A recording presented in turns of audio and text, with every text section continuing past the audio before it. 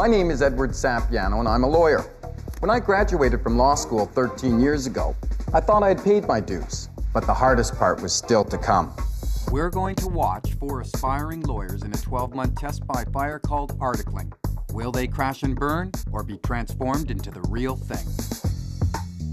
Quinn Ross is incredibly driven, but instead of big money law firms, he's opted for quality of life. He's chosen to live and work with his parents in a rural law firm. I don't want to look like an ass in front of my parents' colleagues. But Quinn loves a challenge. It's war time, it's go time. Can a small town serve Quinn's ambitions, or will his goals change? Aisha Chowdhury is a recent immigrant with 2 preschool children. She lives with her husband's extended family. I'm misbehaving. Always tell me. Working at a legal aid clinic with disadvantaged people in crisis is more than just a job. It's a reflection of my faith. But can she juggle home and work? What I want to do is just rest. Or will she be forced to make a choice? Bill Thompson is a sweet middle-class idealist from the suburbs who's committed to defending the underdog. Important kind of situation to try to defend the little guy. Articling at one of Canada's top criminal law firms, he's about to enter a whole other world. This is where the rubber hits the road. Will his lofty principles survive the year? I haven't become an alcoholic or anything like that yet. Christine Wiseman is insecure but ambitious. She's the only professional in her working-class family. Now she's articling at a corporate law firm, but she's terrified the law's not for her. I don't want to do it. Her fiancé Kevin is in for a rough ride. But Kevin! If she quits, 4 years of blood, sweat, and tears go down the drain. In this episode of Almost Legal, Quinn sees the law as a calling, and it beckons him to save these animals. It's war time, it's go time. Christine's dream job becomes a nightmare, and her personal life is a shambles. I'd settle for living anywhere as long as everything was not packed and I wasn't moving. Fragile! Working at a corporate law firm in suburban Toronto, Christine has the articling blues. She's at the bottom of the ladder, and that means grunt work. There's a lot of time that I spend staring at a book or looking up a word I don't know. A certain amount of what you do as a law student is going to be scut work, and I can't think of any other way to describe it. It's the kinds of tasks that no one else wants to do but need to get done to service the client. So that's really, in my view, what paying your dues as an articling student is all about. Good. I'm just from Lawrence's, dropping off Keith. Okay? Thanks very much. Bye-bye. It's hard when you don't know what you're doing and everyone else does, and it kind of feels like you're getting a lot of the crap jobs. I still really haven't got to do a lot of different things. Like, this is not what I signed up for. I think I probably thought it was all about court, and you just went and you had these monologues and scathing cross-examinations. Yeah, it's definitely not all about winning in court, yeah. Quinn was raised to believe that the law is a calling. This jail in his hometown once held a child wrongfully convicted of murder and condemned to death. At this stage in his career, Quinn's still a passionate true believer. In a small cold cell, in October mild, death comes each day for a frightened child. Sing a lament and sing it well, but not for the boy in the cold dark cell, not for the parents trembling lipped, not for the judge who followed the script. Save your prayers for the righteous ghouls in that higher court who write the rules, for judge and jury and hangman too, the court composed of me and you. It sort of demonstrates the stakes that you play with when you're dealing with people's fates and liberty. The stakes aren't quite that high for articling students, but Quinn approaches everything with the same zeal. In his current case, the fate of these stray dogs is in his hands. If City Council insists his client buy tags for all her dogs, she'll be forced to close the shelter, and these animals will end up on death row. How are you? Good to see you. Here's your guard cat. So there's just a few things that I want to talk about. Just go over some details, some facts. So I see the the evening, the council meeting breaking down into several simple, distinct issues that I'm going to try to distill as much as possible for the people listening. Okay. You ready for it? Then I'm going to move to the fact that there's been no real substantial complaints about the organization, that it's a non-for-profit, purely publicly funded organization. You put a huge amount of your own finances into it.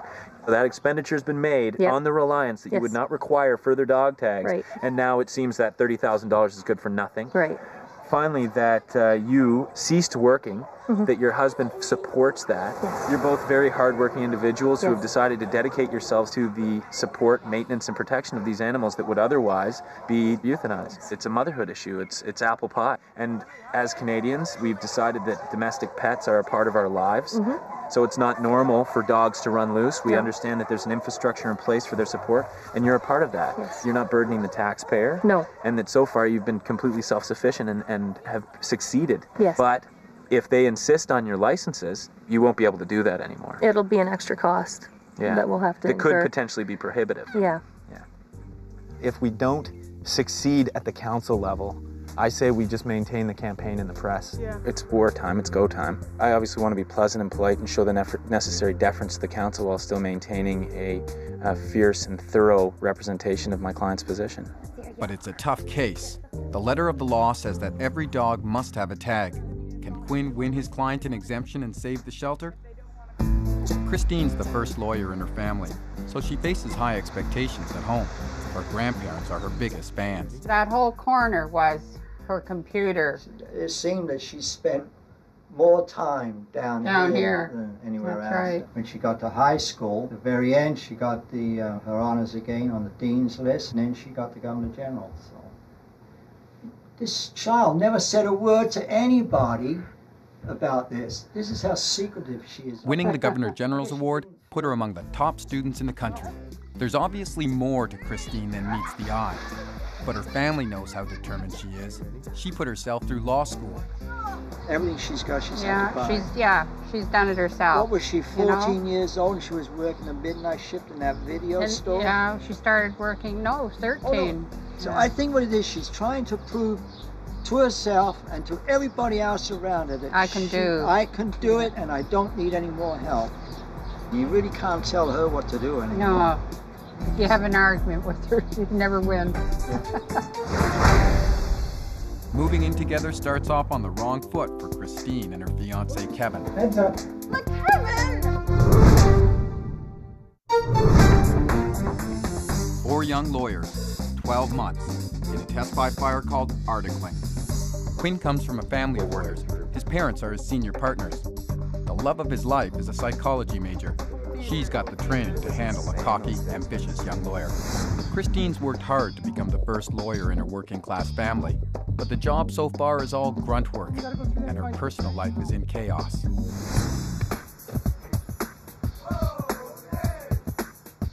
Stop farting around. Christine's moving in with her fiancé. Uprooting your life is never easy. I'd settle for living anywhere as long as everything was not packed and I wasn't moving. These hardworking people are Christine's family. Deb and I haven't been able to help her an awful lot financially. She's been doing really good, pretty much putting herself through school. But anything I can do physically, I'm there for her. Hang on, I've just had an epiphany. What? Us three should start a moving company. Yeah, sure. Look at the way we're going. Get out of here. How about this? A heating business in Jamaica. How about cabinetry? Christine sees the glass as half empty. But for Kevin, her fiancé, it's always half full.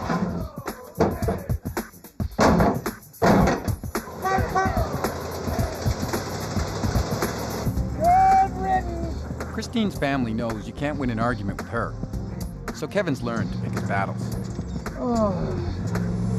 I have to pick what I think is important to me that I'm going to stand up against and not back down about, and other things, are really, really important to her, so I make them important to me. Hopefully we meet in the middle on things and take it from there. But one day at a time, right, Tim? Oh. Come on. Put your back into it. Yeah, move it. Don't stop now. Keep going. You can't stop. You gotta keep going. You got it. I believe in you. Go, Tim. she's giving up. What the hell? We're both, stubborn at times and have their ways, but we're all different. Everybody, it's a matter of if you can make things work, then great. Fragile! Look, Kevin! Look! The other side up, fragile! Which side up? This way? Relax! Home for the holidays. Domestic bliss? Ha! It's going to be a long year for Christine and Kevin. Well, that's so. Quinn and Aaron are celebrating their 3rd anniversary at the restaurant where they met working as waiters. Instantly, I hated him. Hey, look at you. How are you? Fabulous. We had words, I think, the first couple of nights that we worked together, and I vowed that, I would have nothing to do with this guy. It was insane. Those days were insane. They were great, though. I thought that he was just a little too cocky. The confidence blew me away. It was actually too much for me to handle. It was carnival-like. You were carnival then. I was carnival then, babe. He convinced me that I needed to break up with my current boyfriend. Oh yeah. And give him a try. So I did. All right, let's go see. Let's go have a look. Do it after you.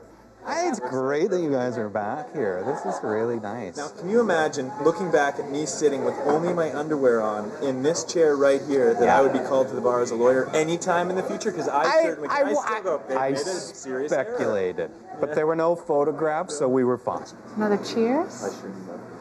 This is pretty special. To our love. To our love.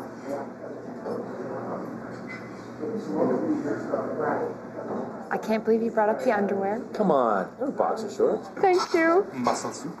Oh, wow. Their relationship took off on a dinner break. It was, bar none, the most romantic meal I'd ever had in my life. And there was people wandering around ordering and plates smashing. We were right beside the bus bin. People would come in and re-roll the cutlery. And everything disappeared. And I'm just so happy to be here with you and love you so madly. You are my dream. Thank you. Thank you.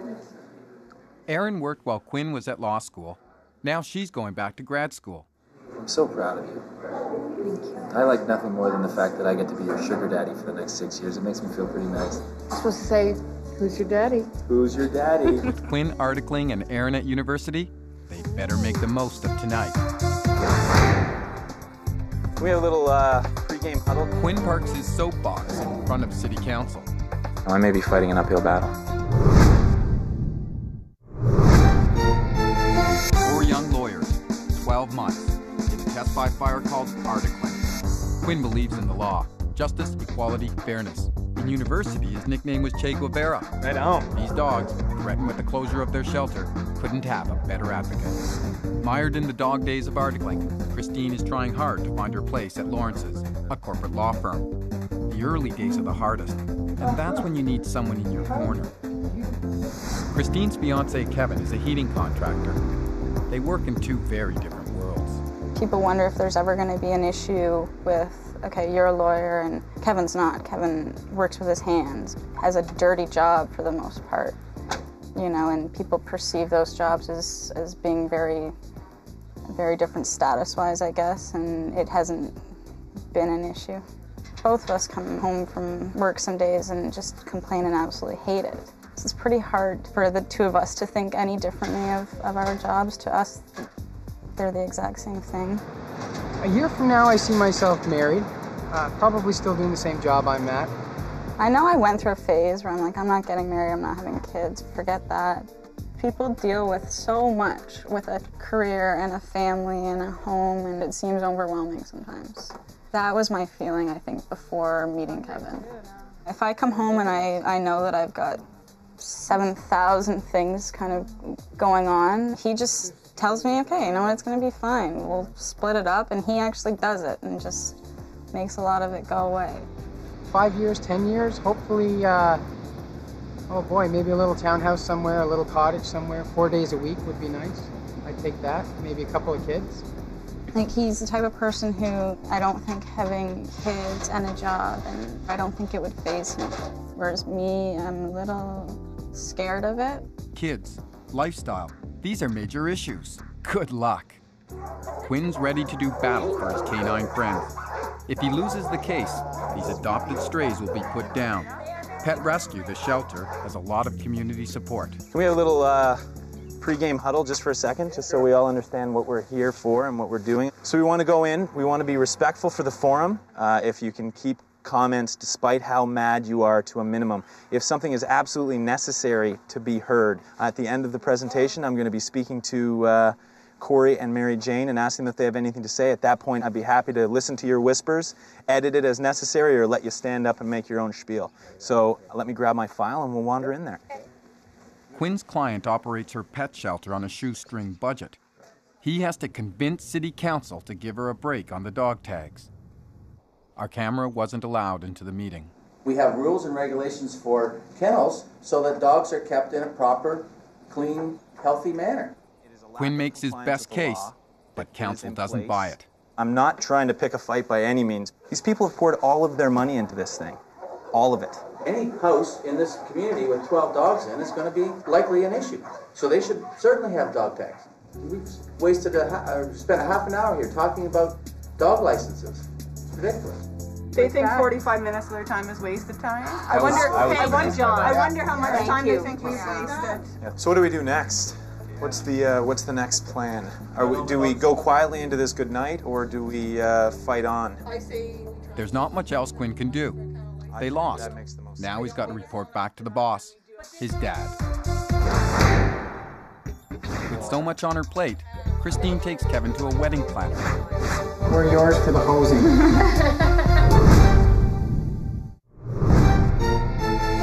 4 young lawyers, 12 months, in a test by fire called articling.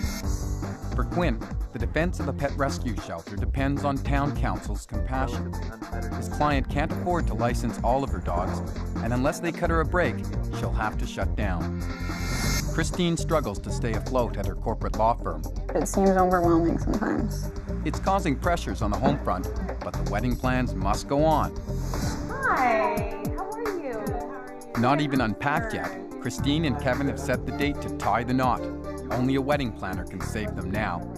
My most important objective for this day is that 5 days, 5 years, or 10 years down the road, 20 years down the road, I don't want her to say to me, I wish the day had gone like this, or I wish we had done that. Mm-hmm. I'll spend the money now, I'll work all the overtime from now till then to pay for everything. I want it to be perfect for her. Yeah. Oh, wow. So do you know anything about pricing? We're yours for the hosing. Right away, you have to think about the numbers. So if you have 80 people at $100 a person, 8,000. there's 8,000 right Gone there. already. You had to use the calculator? No, I could probably have a budget of around 20,000, I think. For everything. For the wedding, the flowers, Only everything. 80 people. No, I'm just saying Like that. a little bank back there. We can sit down. You need to keep working, That's right. Kevin. That's right, so we can up this budget. Yeah. Okay. Well, it's been great meeting the both of you. This wedding is going to cost a lot more than Kevin bargained for. Guys, I think this your dream. A perfect journey. A perfect dream. We should have gone to someone like them right from the start. Will Christine get the perfect journey? It's great when your boss has a sense of humor. It makes delivering bad news so much easier. Quinn debriefs his father on the pet rescue case. So, we meet again. Indeed. What is it this time? I'm so sorry. Unfortunately, the Law Society insists on these meetings, otherwise I can assure you. God, when will they make an end of it? Oh dear. Okay, so, I'm really curious as to how you made out last night in that case before the council at the township. Well, we weren't successful in terms of being able to get what our clients wanted. I see. I believe I made persuasive and compelling arguments for them to look outside of the black letter law and take into consideration some of the human factors involved. Good. Obviously, they didn't find those compelling enough to sway their decision. There's always a discretionary aspect to interpreting the law, and that's even more true when small-town politics are involved. Although, interestingly, in the end, it was the Reeve who suggested compromise. Right. We quickly Council suggested the shelter buy tags for 6 of its 12 dogs. or get a kennel license, and they voted against it and said 12 was the number, and that's what we have to do. 12 licenses for 12 dogs, and that's the end of the story. So they rejected their own compromise. Correct. Yeah. That's hard to get around. A little bit. Quinn's career takes a whole new direction. Could Che Guevara be going corporate? I didn't know I'd be interested in business until I came to the practice and realized that it was a business. And Bill is forced to make a decision that could put his whole future at risk. I have to weigh the potential effects on my life.